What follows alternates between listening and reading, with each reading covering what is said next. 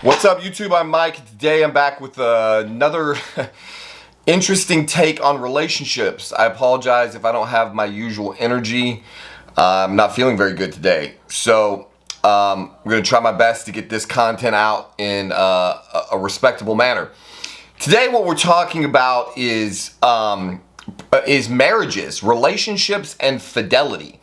I have a very interesting take on how you can accomplish marital happiness and marital fidelity that I think flies massively in the face of basically what every single person on earth will tell you. Depending on how I decided to title this video, you may have already been cued in to where I'm going here. But basically, the methodology that I think my wife might characterize this differently, but effectively the way my wife and I maintain marital fidelity and thus marital happiness is that we don't trust each other at all. Like, we trust each other in non-sexual matters, like, for example, if my wife says, hey, I'm going to take the kids to the park or whatever, like, I totally trust that she's going to be a good mother, a good provider. She's going to protect them. Like, I trust her, to be a good partner to me in basically every conceivable way. Like, I never worry about my wife, going out and spending all of our money or doing anything vicious or vindictive. Basically, my wife is one of the sweetest people that I've ever met. And I don't necessarily feel inside like she would ever be unfaithful or that she would ever want to intentionally do something to destroy the sanctity of our marriage. But that's just how I feel. And feelings are really bad indicators of reality. And so my wife and I have basically adopted a zero trust policy when it comes to our behaviors alone outside of this house. So let me give you some examples. So for example, my wife and I use an app called Life 360 where we can track in real time every member of our family who has a device that is connected to it. And that currently is myself, my wife, my youngest son who lives with us. My daughter is never alone by herself anywhere, so she doesn't have a device that's connected to Life 360. So on Life 360, I can see in real time if my wife gets in the car and she goes to Walmart, for example, to pick up groceries, or she takes my son to his friend's house, or whatever she does. Not only can I see constantly exactly where her dot is on the map, but Life 360 will tell me how fast she's driving. It will notify me if she has a car accident. She can push an SOS button on her phone to notify me that she's in danger. And we both have unfettered access to this data. So anytime one of us leaves the house, we can see exactly where the other person is on the map. And this works like in grave detail. Like, I can be at the gym and I can pull up Life 360 and I can tell which room of the house my wife is in. We also have cameras in almost every room of the house. We actually installed the cameras in our house when my older son was living here for our own protection, because he had a willingness to get in trouble and then to lie about it. And we had some concerns that he was mistreating his little brother. And so we installed cameras all over our house that we can monitor in real time. So that's another factor. So let's say I go to the gym and my son goes with me and my wife is at home alone, or my wife is at home but my daughter's in bed, so she's effectively alone. If I have any doubt at all as to what she's doing, anywhere in the house just about, I could just open up my cell phone and monitor exactly what she's doing inside the home. I can see her washing dishes or doing a puzzle or talking on her phone. And if I got really crazy paranoid, like let's say I was at the gym and I thought she was trying to have an affair, and so I looked at the camera and she was talking on her cell phone, I can I can actually push a button and monitor the audio. So if she's in the house having a phone conversation, I can find out who she's talking to. The majority of our email addresses, or at least mine, I don't currently have access to hers, although I could get on her computer at any time. Several of my email addresses, she's signed into them on her phone. So any email I receive or send with any of those email addresses, she can have access to. I have the access code to her phone. She has the access code to my phone. We have the access codes to each other's computers. Basically, there is no electronic device, app, anything that either of us cannot get access to instantaneously upon request. And so then, for example, to make matters even to paint this picture even more clearly. In our current state, we none of us are working, so we're on top of each other 24 hours a day. So there's really very little room for any shenanigans to be going on at all anyway. But that wasn't always the case in the past. And one of the things is like a really big deal to me. I don't know why, this is just a thing for me. I don't ever want to spend a single night away from my wife. Like, it's a really big deal to me that we sleep in the same bed together every single night. And so there have been cases where, at various points in our relationship, where she had to be away for a night. She did a training one time at a college for her career as a speech language pathologist. A couple of times she went to visit her parents. There was a time that we actually got into a big fight, and I left in a fit of anger and went to a hotel, and luckily thought better of my behaviors. Anytime that we, for whatever reason, are not sleeping in the same bed, we used to call it Skype sleep. We used Skype when we first got together. We don't use that anymore. But basically, what we do, if we are ever in an environment where we are not sleeping in the same bed, and if we happen to be sleeping apart in our house, then there's a camera in my office where I sleep, and there's a camera in the bedroom where she sleeps. If we happen, like in this situation where I went to this hotel and then thought better of my behavior, and we spent most of the night on the phone, at $230 a night. When we went to bed that night, we set up a video call, and we pointed the phone. We propped the phone up on our night tables so that the phone was constantly looking at our sleeping position, and we leave that call connected all night long, and then wake up to each other in the morning.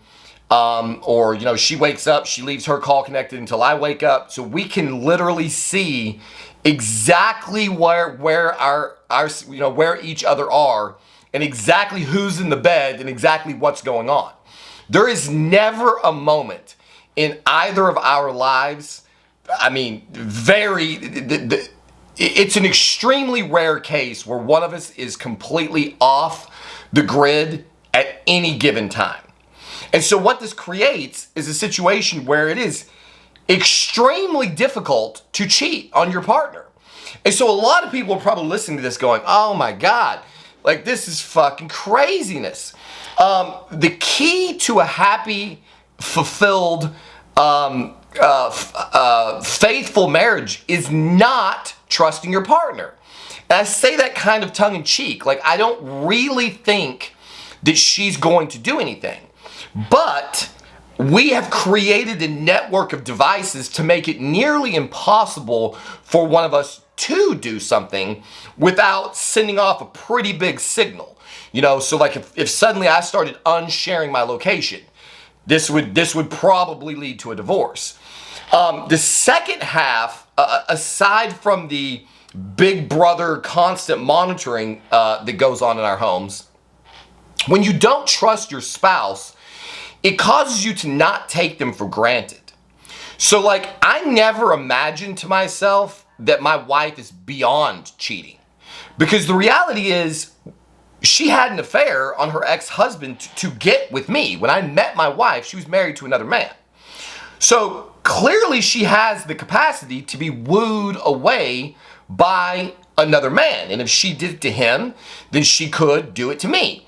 I've never actually cheated on a girlfriend, but I have done things in the confines of this marriage that my wife would considered an emotional affair, and I've had similar relationships in the confines of my previous marriage where I was entirely too emotionally familiar and sometimes verbally, sexually familiar with another woman.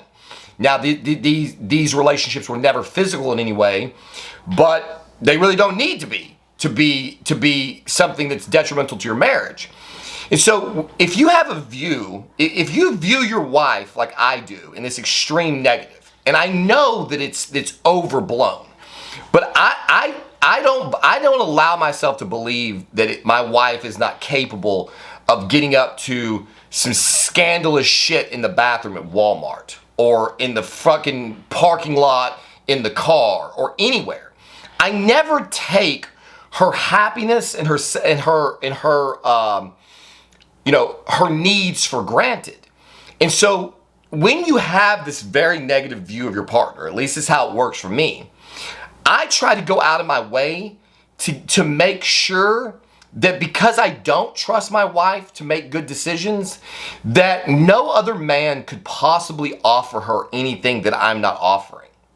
So rather than say, oh, I don't think my wife would ever cheat on me with somebody else, I say, how can I make it as absolutely insanely impossible for her to ever meet someone who offers her more than I do? So I'm not ever going to be a guy who's not, we spend a tremendous amount of time together. We stay in constant communication on the phone through text messages, phone calls, any kind of communication. We are in communication thousands of times a day, probably hundreds of times a day. And so things that I don't really care about, like I try to do a better job of making sure that all of her emotional needs are met, so that someone else can't come along and meet them for her.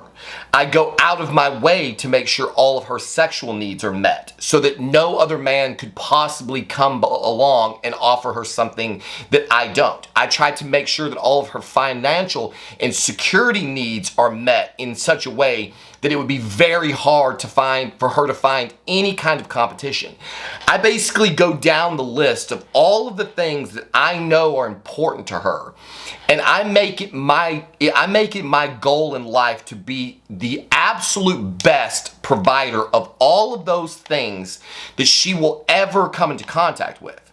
Now, knowing that you can't be the best at everything. Like, for example, my wife would like for me to hug and kiss her more than I do. I'm not a big kisser. I don't like it. I'm not a fan of it. But I make an effort. So it's possible that she could meet a man who really enjoys kissing like she does. And so because I can't make sure that I have 100% coverage of all her needs, while she might meet a man who would just make out with her on the couch for hours, he's probably not also going to be a better provider, a better sexual provider, give her all the time and attention. Like, there's so many other boxes that I have checked to the maximum degree that I feel confident that the 10 things I'm really good at are going to offset the one thing that I might not be the best at. Somebody could definitely come along and be a better kisser than me. And in the same way, she goes out of her way to provide for every single one of my needs. I don't walk around town with any pent-up sexual issues because she handles that every single day.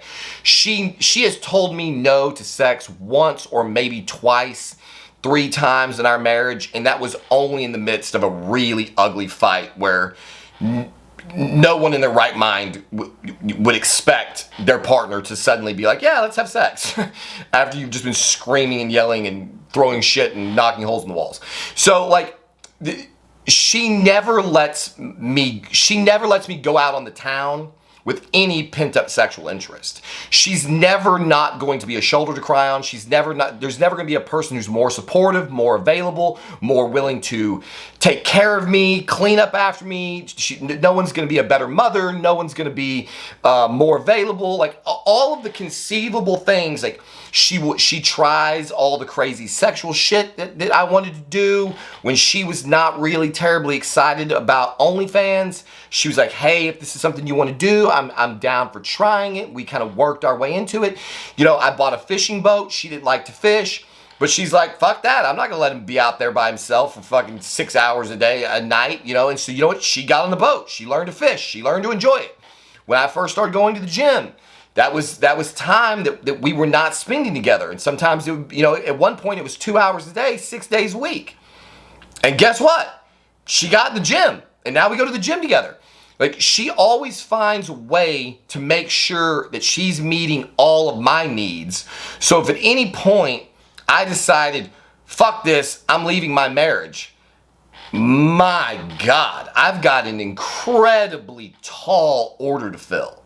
The likelihood that I'm going to find another girl that's going to check all of the boxes that my wife checks is pretty fucking small. I mean, it's I don't want to say anything's impossible, but it's damn close. Now, could there be another woman who could easily outdo her in one or two things? Fuck yes, absolutely. Absolutely. She's not the absolute best at everything, in the same way that I'm not the absolute best in everything. But when your partner checks 8 of 10 boxes 100%, and one box 80%, and maybe one box 50%, the statistical likelihood that either of us is ever going to find a partner better suited for us is probably very, very small. Nothing's impossible, but we go that far out of our way to make sure each other's needs are met. So because I don't trust her, I don't leave anything to chance, which means that I work really hard at making sure that I cover every single possible need she could have so that no one else can do it better.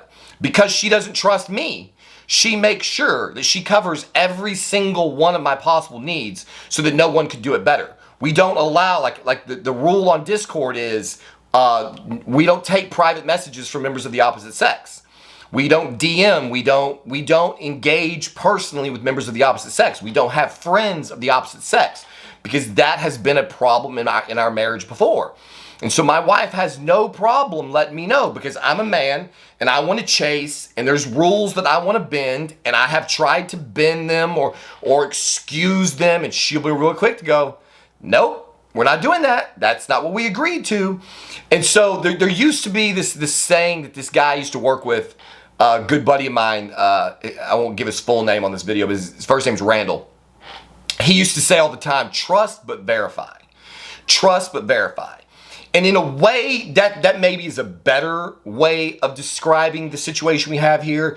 We trust each other, but only insofar as we can verify that what the other person is saying is true. And so while this may seem like a really toxic, unhealthy relationship, and we've had people tell us that before, oh my God, this is terrible. I can't believe he tracks your phone everywhere you go. And both of us are kind of like, well, what's the problem? Like, if you're not doing anything wrong, why do you care if your spouse tracks every single move you make?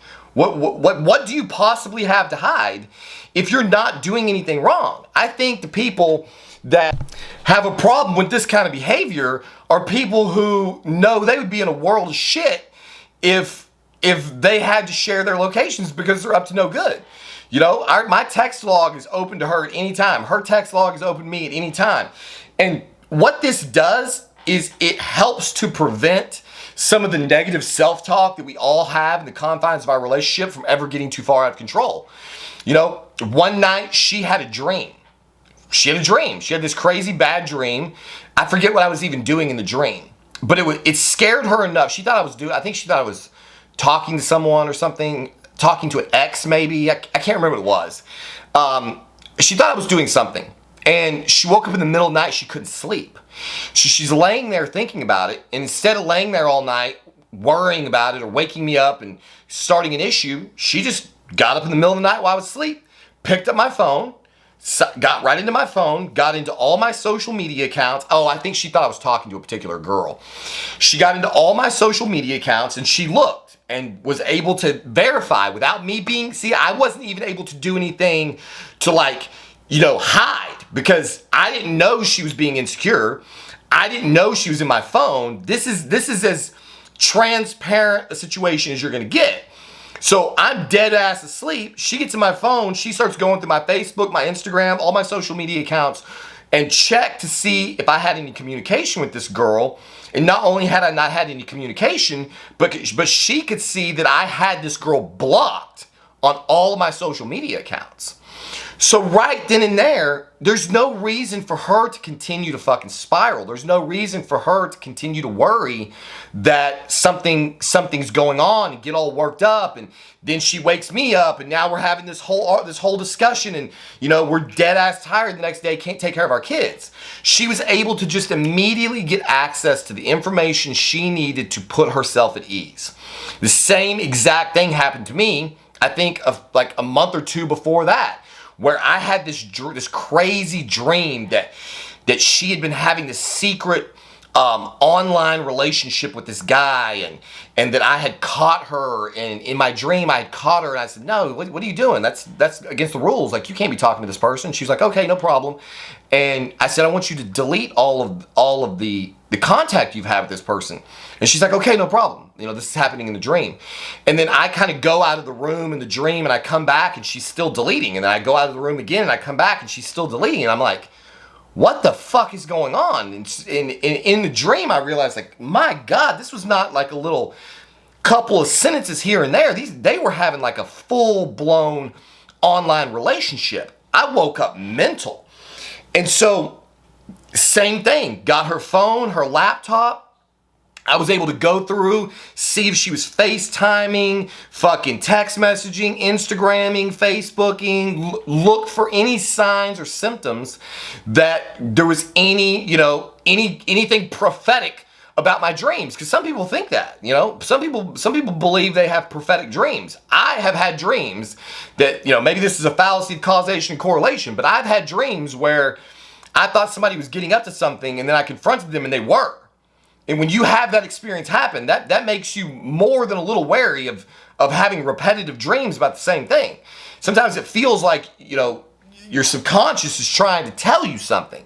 And so because at face value, we have so little trust in one another, we have created a situation where we don't have to.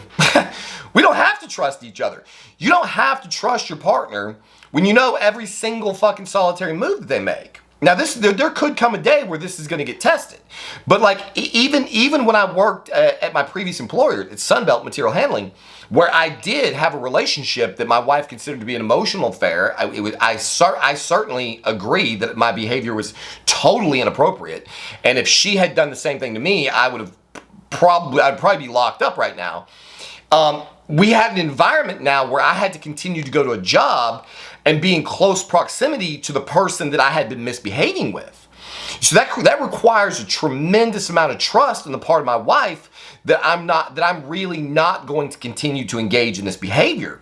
So one of the things that we did in that circumstance is that we got on Google Maps, because the building that I worked in was very large. It was a forklift dealership, and so we had an area with new and used inventory. We had a large shop. We had a large office area. There was a large area out in the back that was kind of storage, and there was different places throughout this facility that me and this girl used to spend our time talking. And so to try to put my wife, to try to give her some kind of peace of mind and comfort, we got together on Google Maps and looked at an overhead view of this entire building, this entire property. And she's been to the office countless times, so she could visualize it internally as well.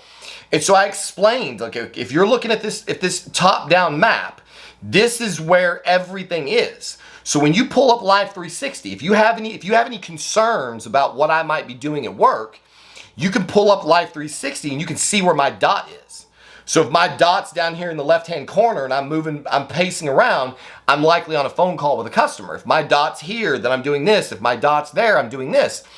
And one of the things that we agreed to, because of the fact that that part of my misbehavior had taken place at work, where she couldn't just be at any old given time, we agreed that if she ever got insecure or uncomfortable, this is gonna sound fucking crazy.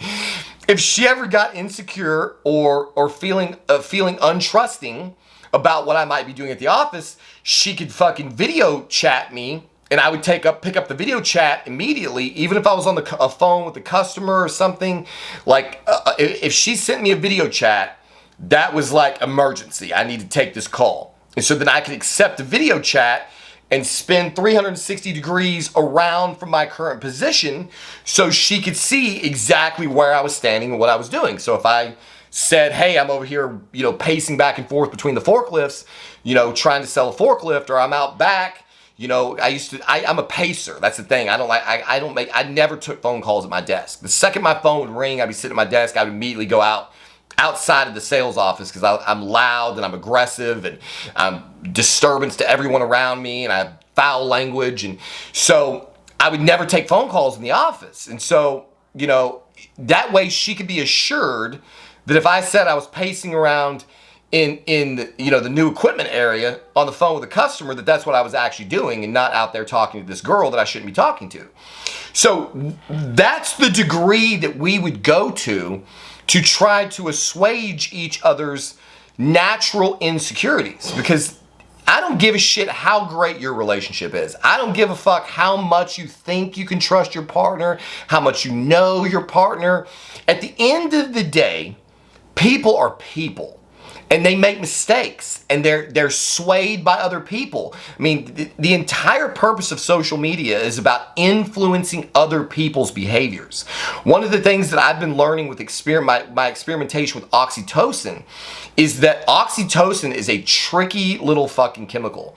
It can brainwash you into believing things that are either not real, or it can brainwash you into seeing things in the light that you want to see them, which is what can make friendships between men and women very dangerous. That's how my relationship with my wife began, was because we were just friends. But when you're having a good conversation with a friend, and especially if this conversation is about anything even remotely intimate, oxytocin is released during friendly give and take. And that oxytocin release causes you to start developing a bond with the person that's in your presence. That's how we form friendships. When you meet somebody, and this is guys, girls, whatever, it's not about sexuality. If I meet a guy, somewhere, like, on YouTube or whatever, we seem to have similar thoughts. We seem to have similar ideas. The connection that we feel will be reinforced by oxytocin, and then it becomes rewarding to continue talking to this person. And that's the groundwork that affairs are built on. My wife and I, neither one of us set out to do anything nefarious. We really did not like each other. We were kind of mortal enemies. I talked about this in my video, How I Met My Wife. But you can't account for the power of neurochemicals. And so she and I had developed a lot of things in common that she didn't have with her husband. And so day by day, hour by hour, conversation by conversation, this bond continues to get reinforced through our common ground and our mutual interests. And then the oxytocin reinforces it, and it starts to tell your brain things that are not good for your existing marriage, especially when your existing marriage is already in a state of discord, which is where she was at. So she was not getting a lot of her needs met by her husband. And so it was very easy for me to swoop in and just meet the needs he wasn't meeting. And so then that just further reinforces the oxytocin bond. And before long, you have a full-blown affair. And so that sort of brings all this yammering back together, is that when you become what's the word? A word. When you become comfortable, when you get too comfortable and you think, oh, we've been married for 10 years, 5 years, we got 2 kids, she'd never do anything, he'd never do anything, I can totally trust this person.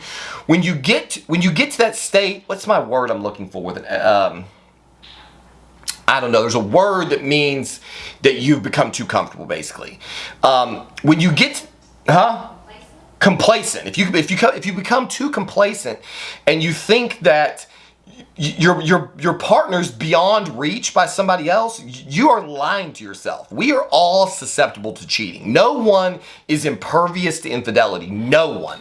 I could give you some personal examples, and I won't throw those people out there. But there are couples where one member of this couple has cheated, and they would be the last people on earth that you would have ever expected that behavior to take place. No one is immune from being loved. And that is what starts cheating. Someone comes along and loves your spouse in a way that you're not loving her. Someone comes along and pays her attention in a way you're not paying her attention.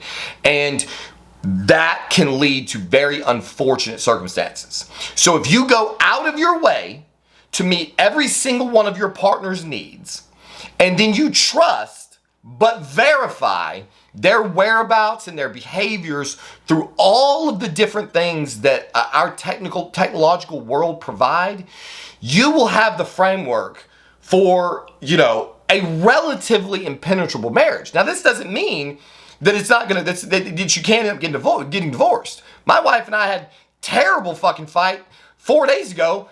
I thought for sure we might be getting ready to get divorced.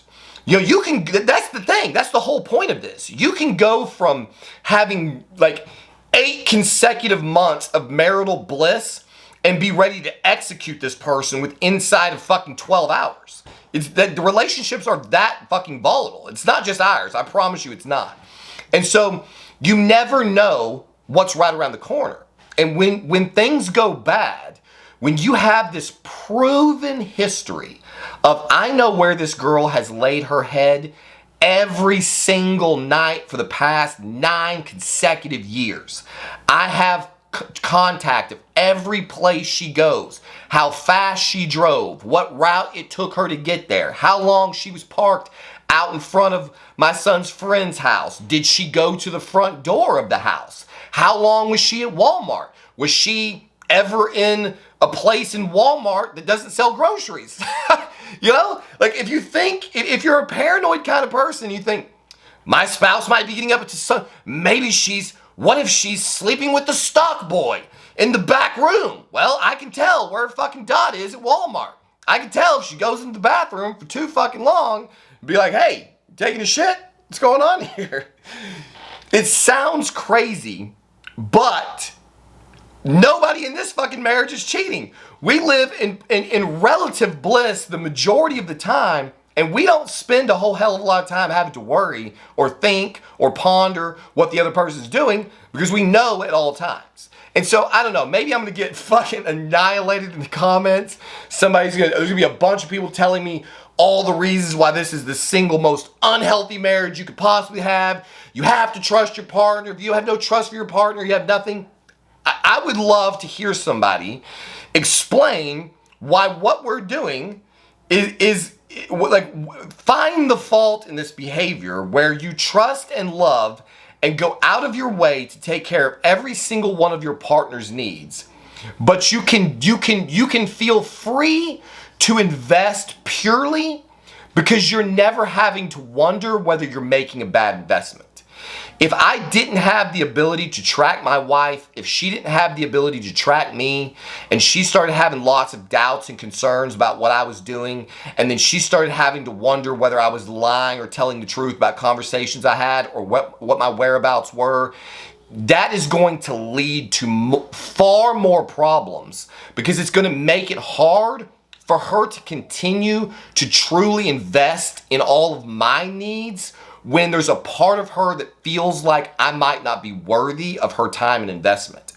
And so when you can remove that variable from the equation, and I never have to wonder whether my wife is valuable of my time, she never has to, not valuable, deserving.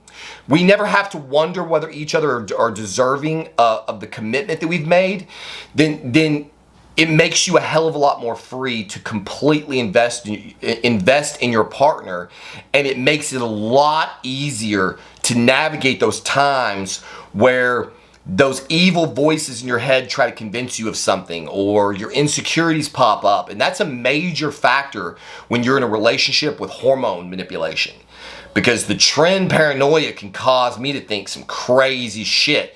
When she cycles and goes on her periods, she can think some crazy fucking shit. Her pregnancy was a total fucking disaster. And so there's a lot of variables at play in our lives that we don't have control over. We would all like to think that we're these even-keeled, level-headed people. We can trust our partner, we can trust our spouse, but why leave it to that when we have the technology that allows us to know exactly who our spouse is and what they're doing at all times? We don't have to leave it up to trust and fate and maybes and hopes and all that kind of shit. So anyway, this video was run way longer than I expected. I just wanted to put out there our methodology, because I know that it's probably absolutely polar opposite of the vast majority of people in the world. It's certainly polar opposite, I think, of what any therapist would tell you. I think they would be coaching us to go in the absolute opposite fucking direction. And I don't really give a shit what everybody else does, because statistically, the things that people have been doing for millennia don't work, which is why marriages fail on a regular fucking basis. And the number one reason that relationships fail is because somebody violates the other person's trust. Whether that's the way they spend money, where they stick their dick, where they lay their head, it always comes down to some violation of the other person's trust. And if you have the ability to monitor all of the trust variables in real time at all times, then you keep each other honest. And the only way I could conceive of that our relationship would fall apart, here we go, I'm about to fucking curse the shit out of us, but the only way I could conceive of that our relationship would fall apart is that we just stop being happy with one another. You know, what I want from life becomes different than what she wants in life. What my expectations of her are become unbearable to her, or her expectations of me become unbearable. But if that's the case, then at least we can part ways and just say, hey, look, at the end of the day, we had 9 good years. We grew apart as people. And so now we're gonna go through the process of separating our two lives. But it won't be because she wakes up one day and is fucked to find out that I spent all of our savings on fucking cryptocurrency that went in the fucking toilet and now we're broke. Or I've got a family on the side somewhere else, or I've just brought home a disease to her that she now has to live with for the rest of her life, or any of the really seriously life-altering, irrevocable things that could happen because you just choose to trust your partner. I mean, there's just articles every day that come out about how badly this can go wrong. So at a bare minimum, if this relationship fails, it will purely be because we just decided that we did not want to be together anymore. And all of those other things at least will have been removed from the equation, which I hope at that time will at least lead to a more amicable divorce. Certainly less litigation, which only serves to pad the pockets of the fucking filthy, greedy attorneys. So anyway, there you have it. Give me all of the abuse that you would like in the comment section. Like I said, I wasn't really feeling it today.